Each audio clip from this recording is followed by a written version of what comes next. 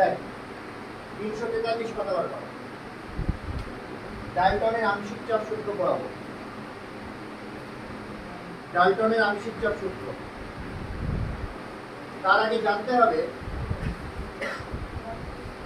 আংশিক চাপ কাকে বলে।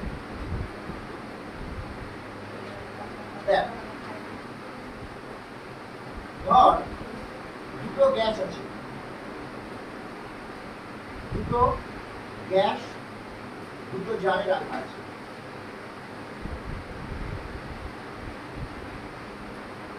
এটা হচ্ছে গ্যাস এ। এই একই আয়তনে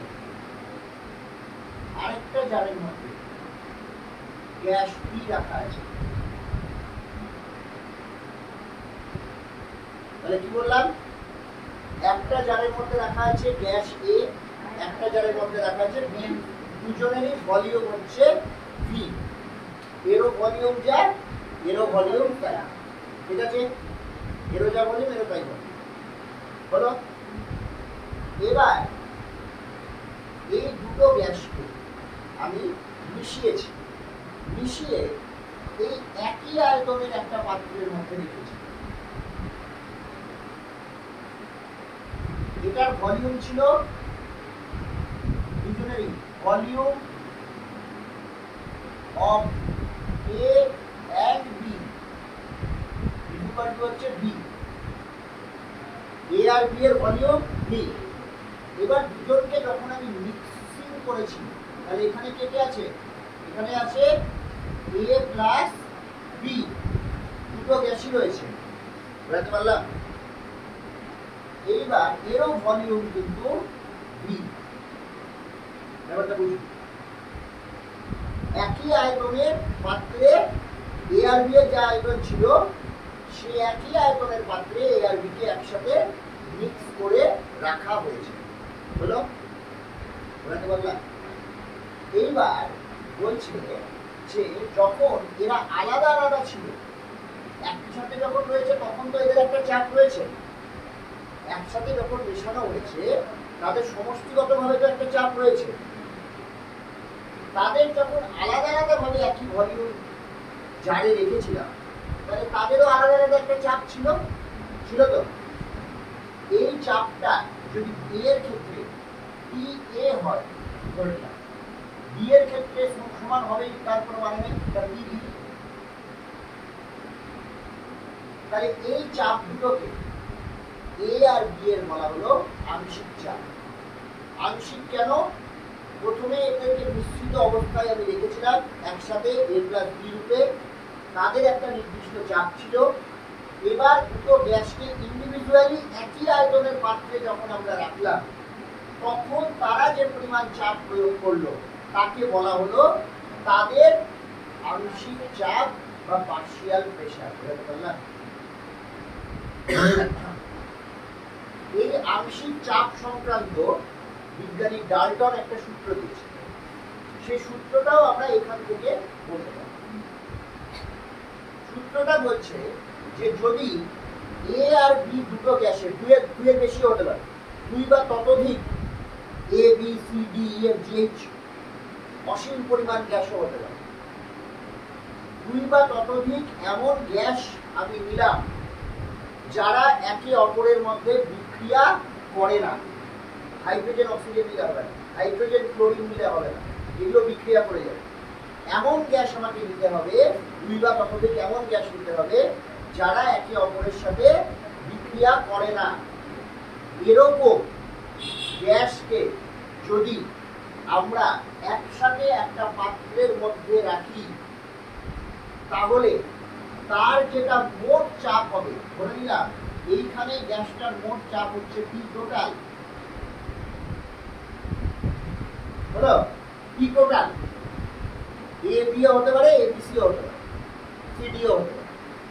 এই মোট চাপটা হবে এই কম্পোনেন্ট যে গ্যাসগুলো, মানে সেটা A B C D E F G H যতগুলো গ্যাস থাকবে তাদের প্রত্যেকের আংশিক চাপের সমষ্টির সমান। তার মানে পি টোটালটা কত হবে, পি এ প্লাস পি। হলো, কোনো ঝামেলাই নেই, দুটো আলাদা গ্যাস, দুটো কেন এবিসিডি পরপর গ্যাস রাখা আছে, প্রত্যেকের ভলিউম ভি হলো, চাপ করলাম পিএ পিজি পিসি পিডি পরপর, সবাইকে যখন এক জায়গায় মিশিয়ে রাখি সেই মিশ্রণের চাপ কত হবে, তাদের টোটাল চাপ, টোটাল মানেটা কি, মোট, তো মোট বলতে কি বোঝায়, প্রত্যেকের চাপ প্লাস চাপের সমষ্টি, এটাই সূত্র, খুবই ইজি। কি টোটাল হলো, মানে এখনকার দিনে হলে তো পাত্তা দিত না, আগেকার দিনে তাকে বিশাল ভেবে দিত। টোটাল কথাটার মানে কি, সমষ্টি, যতগুলো গ্যাস থাকবে প্রত্যেকের চাপের সমষ্টি, চাপই তো সমষ্টি হয়েছে হলো। এবার এটার গাণিতিক রূপ আমাদের করতে হবে, গাণিতিক রূপটা করছি।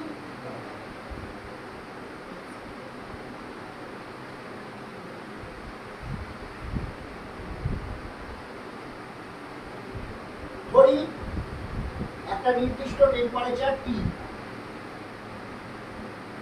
সবকটা গ্যাস যেগুলো নিচ্ছি টেম্পারেচার টি, আর ভলিউম সেম নিচ্ছি সবকটাকে, তাই ভলিউম হচ্ছে ভি, এই দুটো ফিক্সড কনস্ট্যান্ট, ঠিক আছে। এইবার আমি একাধিক গ্যাসের মিশ্রণ তৈরি করছি, দুইয়ের বেশি, অসীম পরিমাণ, এবং এমন গ্যাসের মিশ্রণ করছি যারা একে অপরের সাথে বিক্রিয়া করে, ঠিক আছে।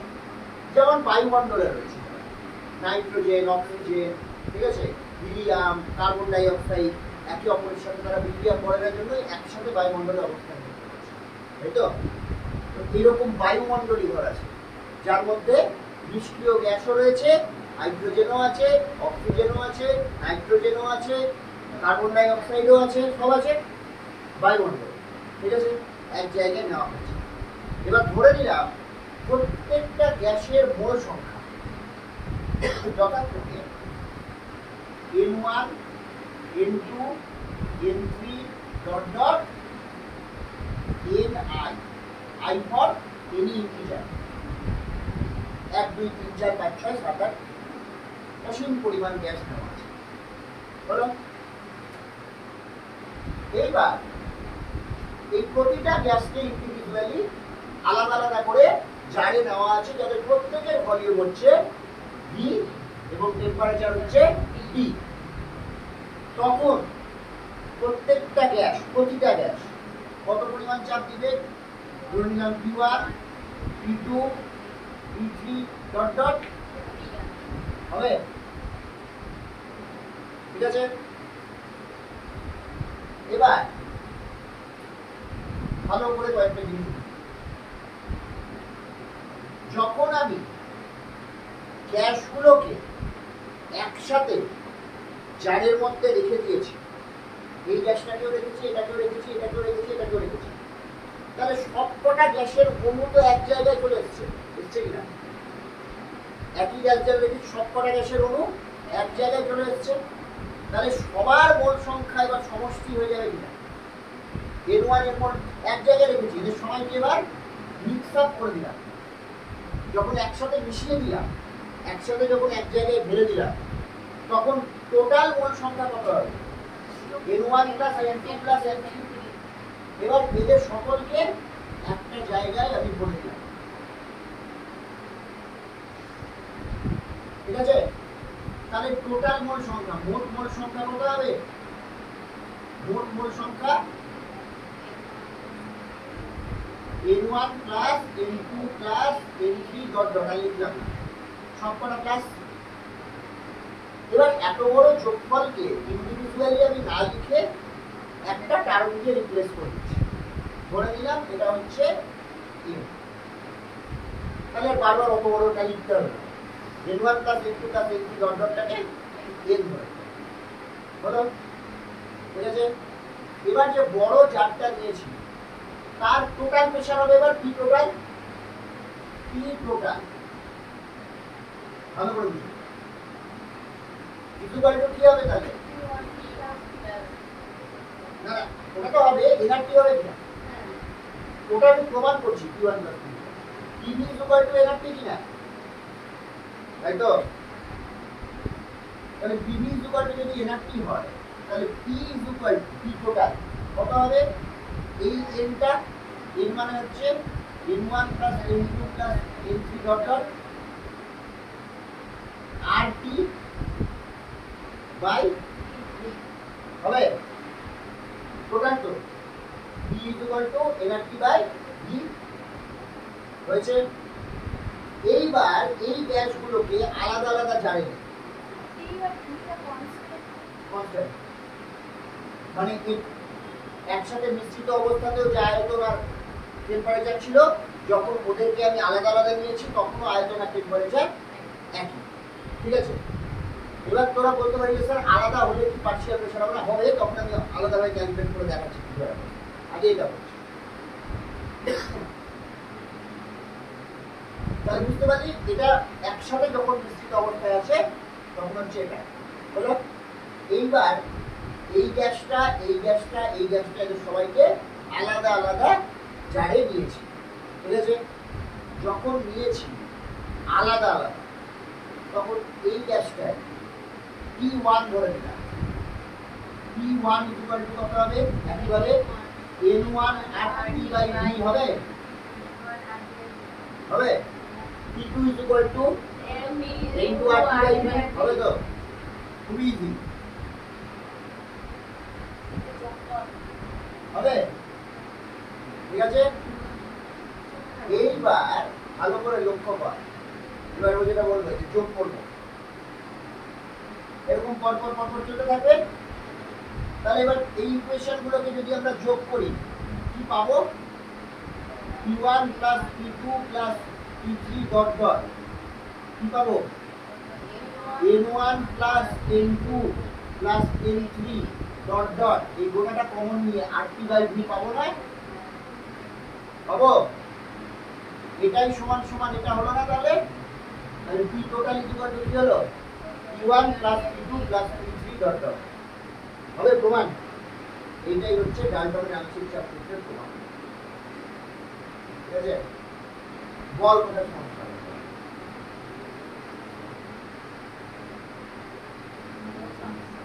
খুবই সহজ।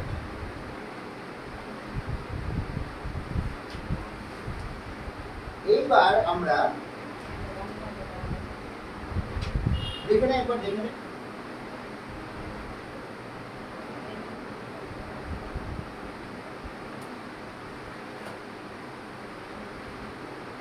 এইবার আমরা কি করব? ডাল্টনের আংশিক চাপ সূত্র কমপ্লিট হলো। এইবার আমরা আংশিক চাপ এবং মোল ভগ্নাংশের মধ্যে সম্পর্ক প্রতিষ্ঠা করব। ঠিক আছে,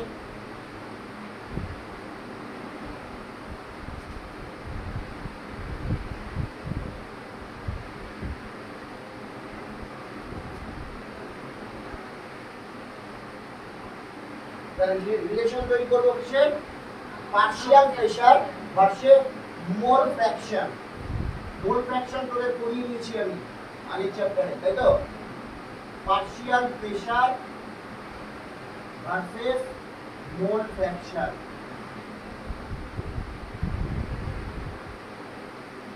এই রিলেশনটা খুব ইম্পর্টেন্ট, এটা অঙ্ক করতে কাজে লাগবে। তাই ফর্মুলা ডাইরেক্ট না করিয়ে আগে তোদের প্রুফ করা শেখাচ্ছি যে কিভাবে করতে হবে তোমার। আবার চলে আসি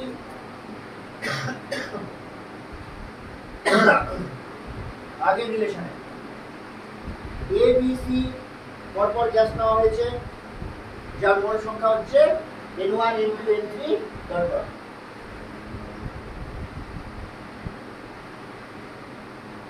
মোল সংখ্যা নেওয়া হয়েছে। তাদের partial pressure P1 P2 P3 dot dot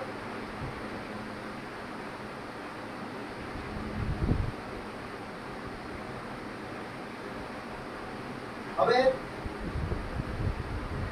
একই গল্প। সবাইকে মিক্স আপ করে রাখানো হয়েছে, মিশিয়ে দেওয়া হলো। মিশ্রণের মোট চাপ, মিশ্রণের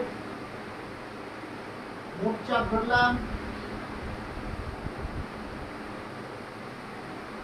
P টোটাল ধরে নিলাম, তাই তো? মিশ্রণের মোট চাপ P টোটাল মিশ্রণের মোট মোল সংখ্যা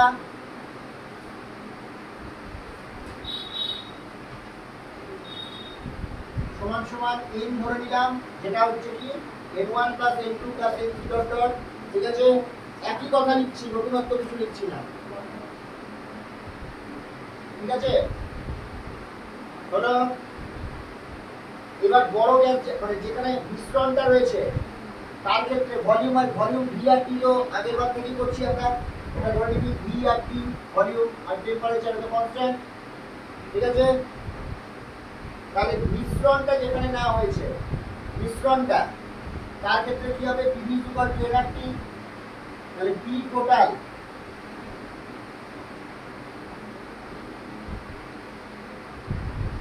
ইকুয়াল টু কি করছিলাম আমরা এনআরটি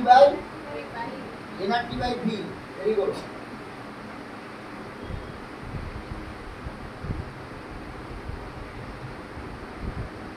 এটা হচ্ছে মিশ্রণটার ক্ষেত্রে P total equal to NRT by V. একই জিনিস করছি, আগেটা যেটা করেছিলাম। এবার প্রথম গ্যাসটার ক্ষেত্রে কত হবে P1 equal to N1 by N1 RT by V। Similarly P2 equal to N2 RT by V। একই তো হবে। এইবার একটা নতুন জিনিস আমি বলবো, এই ইকুয়েশন নাম্বার দিয়ে দে 1 2 3 4 হলো। এইবার দেখ 1/2 কর, 1/2 কত হচ্ছে দেখ P total by P1 that is equal to কি হবে তাহলে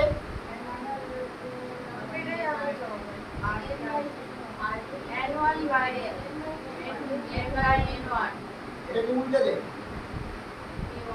P1 by P total that is equal to N1 by N হবে। এই N1 বাই N টা অ্যাকচুয়ালি কি হবে ওই N1 মানে একটা আলাদা জায়গা মোল ভগ্নাংশ। এটা হচ্ছে টোটাল মোল সংখ্যা। বলেছিলাম আমরা মোল ভগ্নাংশ মানে কি মোল দ্রাব বা দ্রাবকের মোল সংখ্যা ডিভাইডেড বাই টোটাল মোল সংখ্যা। তাহলে এটা হচ্ছে সেই মোল ভগ্নাংশ। ঠিক আছে, যেটাকে আমরা কাই দ্বারা লিখতাম, তাই তো কাই বাই x1 যেটা হয়, এটাকে তাহলে আমরা x1 দ্বারা ডিনোট করতে পারি। ঠিক আছে, তাহলে P1 ইকুয়াল টু কি হলো P টোটাল ইনটু x1 ওটা থাকবে।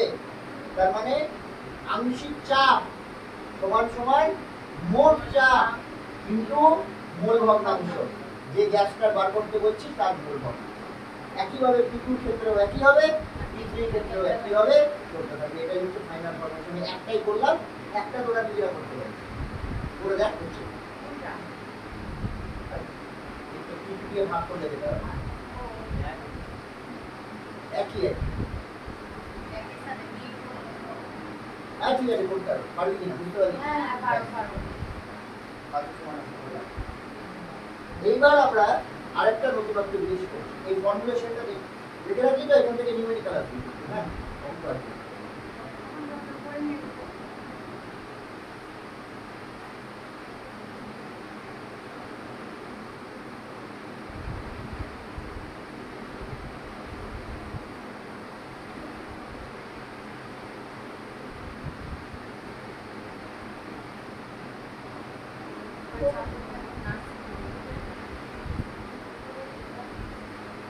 আচ্ছা, এইবার একটা দারুণ জিনিস করে, এটা আর প্রমাণ করাবো না, এটা খালি ফর্মুলেশন করাবো। কারণ এখান থেকে নিউমেরিক্যাল আসে না আমি দেখেছি, কিন্তু তা আমি করি। সেটা হচ্ছে ধর দুটো গ্যাস জার,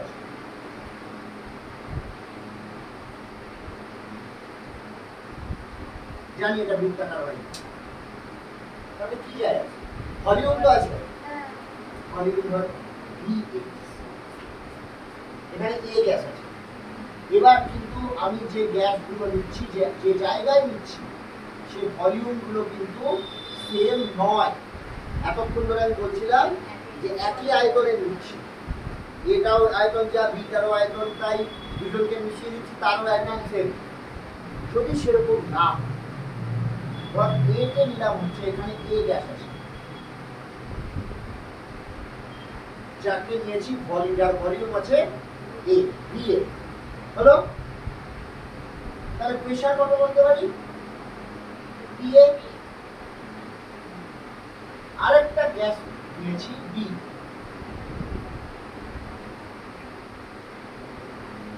এটার ভলিউম হচ্ছে বিবি। এতটুকু তো দেখি বোঝা যাচ্ছে যে দুটোর ভলিউম আলাদা, ঠিক আছে? ওইটুকু বুঝলেই হবে। কে বলেছে বৃত্তাকারী হতে হবে? অন্য কিছু হতে হবে, আয়তন থাকলেই হবে। এবার এটার মধ্যে আছে বি গ্যাস, ঠিক আছে? ব্যাপারটা বুঝলি? তার প্রেসার কত হলো। এইবার দুজনকে পাইপলাইন দিয়ে জয়েন করলাম, জয়েন তো জয়েন করা যাবে, একটা পাইপলাইন দিয়ে জয়েন করাই ছিল। এখানে স্টপ কপ দেওয়া আছে, স্টপ কপ দিয়ে আটকে রেখেছিলাম এবং দুটো গ্যাসকে বলেছিলাম যতক্ষণ পর্যন্ত স্টপ কপটা আমি খুলিনি ততক্ষণ পর্যন্ত গ্যাসগুলো একে অপরের মধ্যে মেশার কোনো গল্প নেই। যেই স্টপ কপটা এবার খুলে দিলাম, ওপেন করে দিলাম, তখন এর ভলিউম আর আলাদা বলে কিছু থাকলো না, এর মধ্যে মিশে যাবে, এর মধ্যে মিশে যাবে, মিশে যাবে কিনা, তখন এই গোটাটা মিলে একটা আয়তন তৈরি হবে কিনা, বিএ প্লাস বিডি সিস্টেমটা, তখন গোটাটা হবে তো, আলাদা আলাদা থাকবে না তো। যেই স্টপ কপটা খুলে দিলাম একে অপরের মধ্যে মিশে গেল, তখন তো আমি আর এ আর বি কে ইন্ডিভিজুয়ালি চিনতে পারবো না, তখন ওটা হবে গ্যাস মিশ্রণ, হবে তো? গ্যাস মিশ্রণটার তখন মোট চাপ ডিপেন্ড করবে কার উপরে, বিএ প্লাস বিডির উপরে ডিপেন্ড করবে, তাই তো? তার ফর্মুলা হচ্ছে এটা। যখন এরকম ঘটনা থাকবে হয়ে যাবে, তখন পার্শিয়াল প্রেসার বার করবো। কেমন করে? পার্শিয়াল প্রেসার অফ পিএ বার করবো তো, পিএ ইকুয়াল টু হবে PA BA by BA plus B.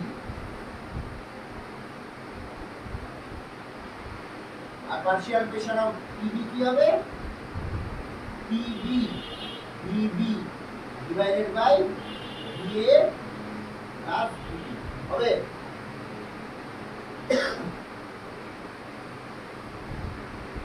Clear?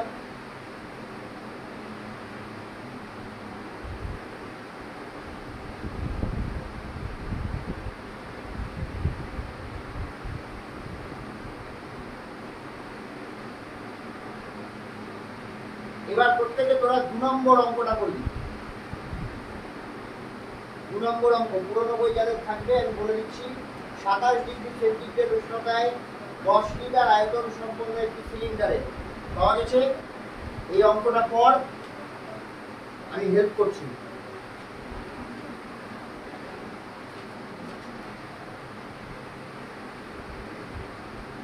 এবার যে টপিকটা করাবো সেটা হচ্ছে ডিফিউশন, যেটাকে আমরা বলি ব্যাপন। ব্যাপন কাকে বলে?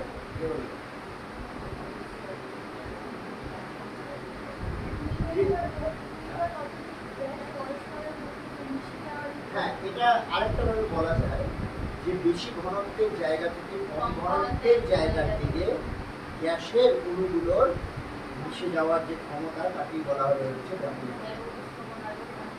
অভিশ্রবণটা উত্তর হবে। যাই হোক, আমাদের এখন ব্যাপন আছে, অভিশ্রবণ ক্লাস 12 আছে, তো ব্যাপন প্রক্রিয়া বলে এটাকে। এবার আরেকটা কনসেপ্ট হচ্ছে ছিদ্র ব্যাপন বা ডিফিউশন। ডিফিউশন মানে কি? ছিদ্র ব্যাপন। ডিফিউশনের আগে এক্সাম্পল দেবো, আগে ব্যাপনের এক্সাম্পল দেবো। ধূপকাঠি জ্বালিয়ে রাখলে, এক কোনায় জ্বালিয়ে রাখলে গোটা করে গন্ধ ছড়িয়ে পড়ে, হয় কিনা? এটা হচ্ছে ব্যাপন প্রক্রিয়া। আর ছিদ্র ব্যাপন প্রক্রিয়ার উদাহরণ হচ্ছে বেলুন। বেলুন ফুলিয়ে যতই টাইট করে রেখে দে না কেন, একদিক পরেই সেটা অটোমেটিক এবং কেটেও যাবে। কেন ভাই বলবেন তো ঘটনা তথ্যগুলো কিন্তু টাইপ করে রেখেছি, তাহলে কেন হচ্ছে?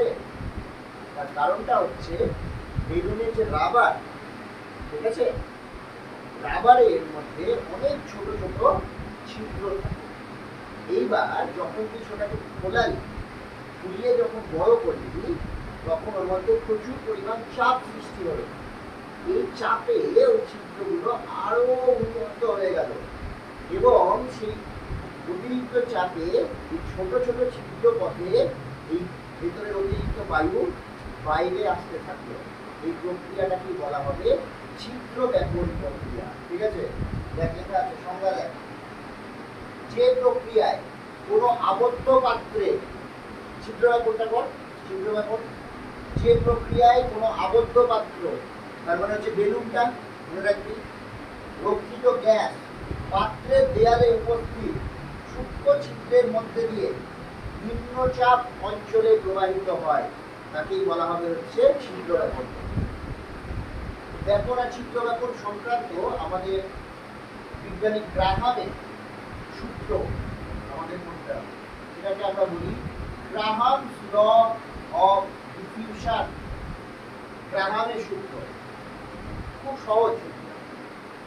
গ্রাহাম বললেন যে ব্যাপনের হার, হার কথাটার মানে হচ্ছে একক সময় যত পরিমাণ বা যত আয়তন গ্যাস ব্যাপিত হয় তাকে বলা হবে হচ্ছে ব্যাপনের হার। ঠিক আছে, বললাম একক সময়ে যত আয়তন গ্যাস ব্যাপিত হচ্ছে বা ব্যাপন হচ্ছে তাকেই বলবো আমি ব্যাপনের হার। ব্যাপনের হারকে আর দ্বারা বিভক্ত করা হবে। ঠিক আছে, গ্রাহামের সূত্রানুযায়ী এই গ্যাসের ব্যাপনের হার আর তার ঘনত্বের বর্গমূলের ব্যস্তানুপাতিক হবে। তাহলে গ্রাহামের সূত্রটা কি? কোন গ্যাসের ব্যাপনের হার তার ঘনত্বের বর্গমূলের ব্যস্তানুপাতিক। ঠিক আছে, তাহলে এখানে একটা সমান সমান চিহ্ন দিলে আমাদের এটা কনস্ট্যান্ট থাকবে a বাই। হলো, তাহলে আমরা লিখতে পারি ব্যাপনের হার দুটো গ্যাসের R1 আর R2 যদি হয়, তাহলে এটা কি হবে? দুটো বার V2 বাই V1 ব্যস্তানুপাতিক। ধরলাম দুটো গ্যাস আছে A আর B, এর ব্যাপনের হার হচ্ছে R1, B এর ব্যাপনের হার হচ্ছে R2, এর ঘনত্ব V1, B এর ঘনত্ব V2। তাহলে একটা জিনিস বুঝতে পারছিস তোরা যে যে গ্যাসের ঘনত্ব যত কম হবে তার ব্যাপনের মাত্রা তত বেশি হবে। এবার ধর দুটো বেলুন আমরা তুলেছি, একটা হাইড্রোজেন গ্যাস দিয়ে ভর্তি করেছি, একটা মুখ দিয়ে কার্বন ডাই অক্সাইড গ্যাস দিয়ে ভর্তি করেছি। কোনটা আগে চুপসে যাবে?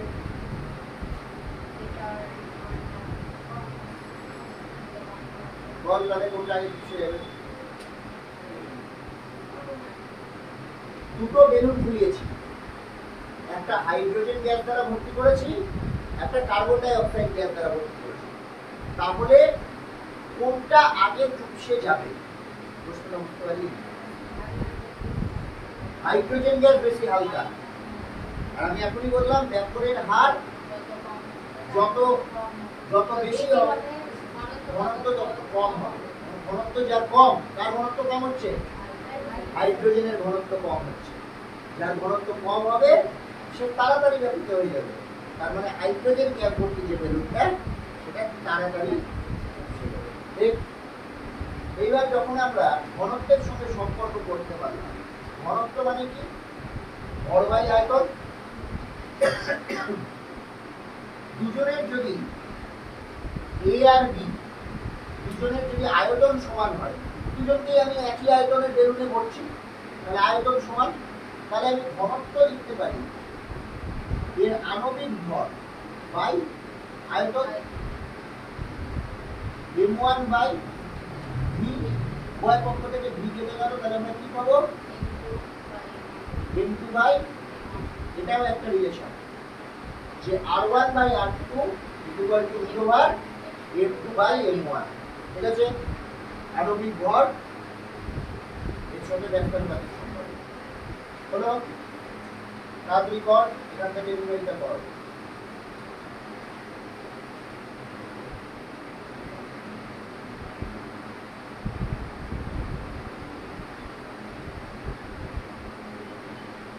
আচ্ছা, তার আগে